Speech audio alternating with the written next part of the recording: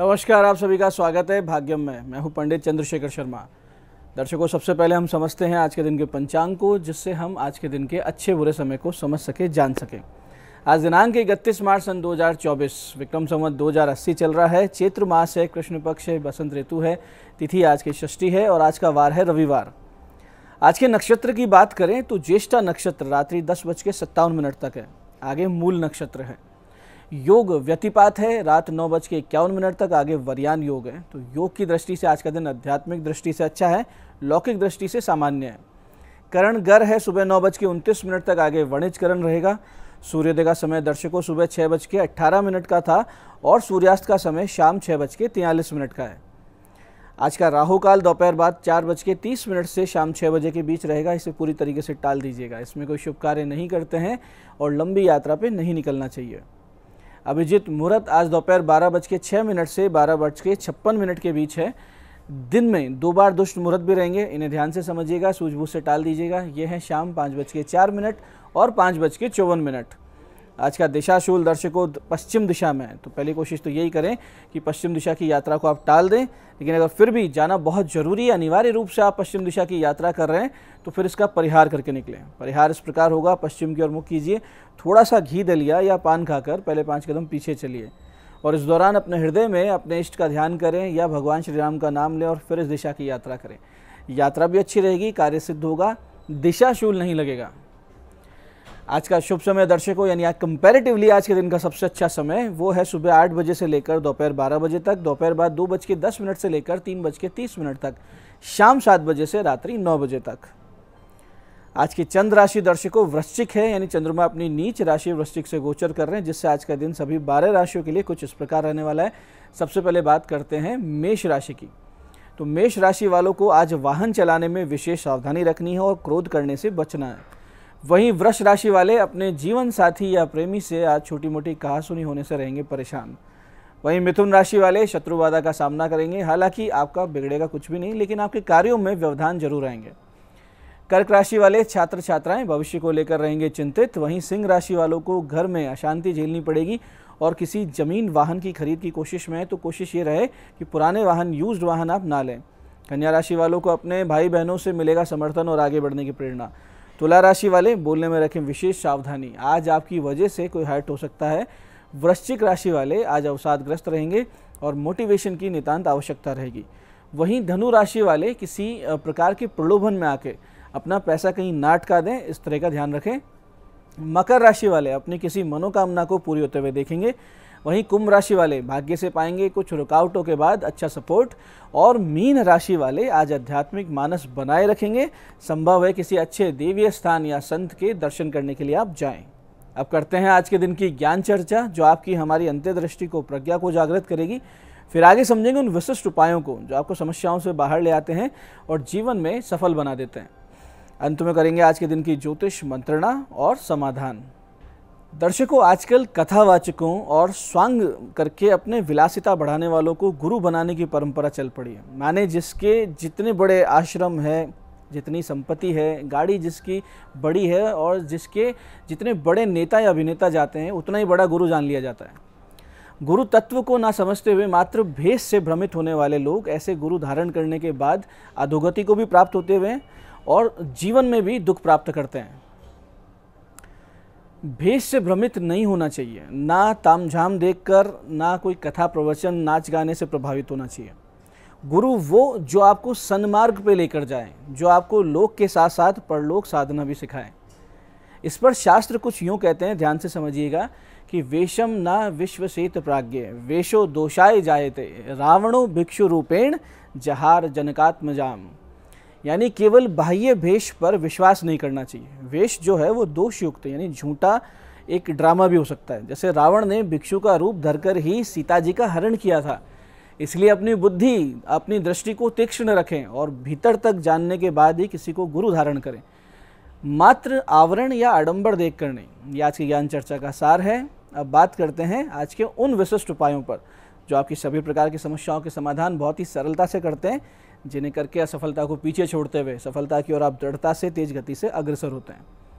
सबसे पहले बात करते हैं उनकी जिनका जन्मदिन है। तो जिनका जन्मदिन है, आज आप सभी भगवान शिव जी पर गेहूं और गुड़ अर्पित करें और उन गेहूं और गुड़ को निर्धन लोगों में बांटें।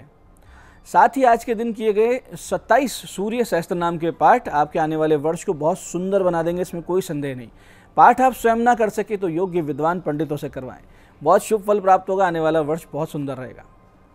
ऐसे दर्शकों, जिन लोगों को अपने जीवन में यश प्राप्त करना है, प्रसिद्धि की विशेष चाह है, या वो लोग जिन्हें उनके कामों का क्रेडिट नहीं मिलता है, या फिर सरकारी नौकरी की तैयारी कर रहे छात्र छात्राएं, यदि जीवन को पूरी तरीके से सकारात्मक और सफल राह पर मोड़ना चाहते हैं तो आज से भगवान सूर्य का विशेष पूजन आरंभ करें।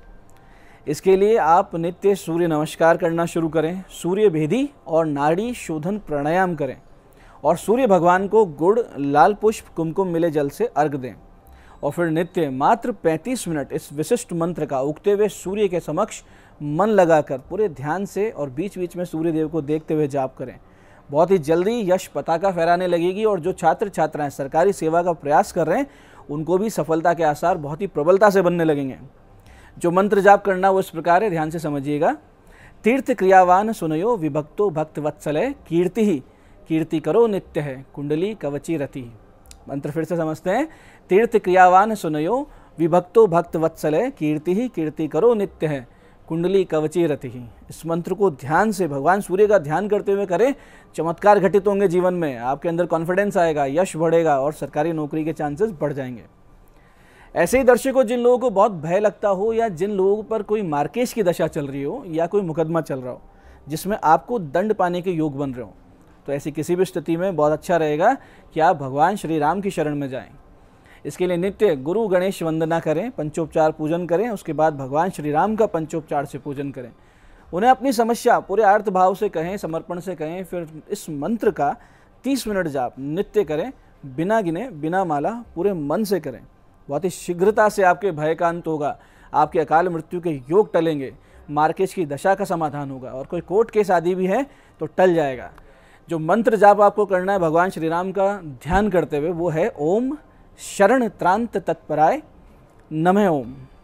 मंत्र को फिर से समझते हैं। मंत्र इस प्रकार है, ओम शरण त्राण तत्पराय नमः ओम।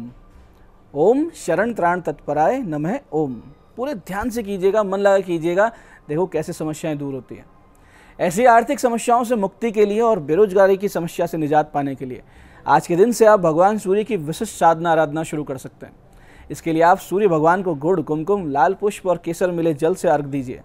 सूर्य यंत्र के सामने एक लाल वस्त्र पे गेहूं की ढेरी बनाएं, पंचोपचार से उन यंत्र का पूजन करें, ढेरी पर रखकर और अपनी समस्या कहें और आर्थिक सफलता, नौकरी, व्यापार का आशीर्वाद मांगे।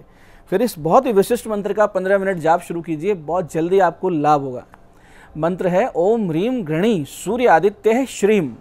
फिर से समझते हैं, ओम ह्रीम गृणी सूर्य आदित्य है श्रीम। 3-4 महीने से कीजिए, भीतर भीतर अपने देखेंगे एक विशिष्ट ऊर्जा का संचार, एक शक्ति का संचार हो रहा है।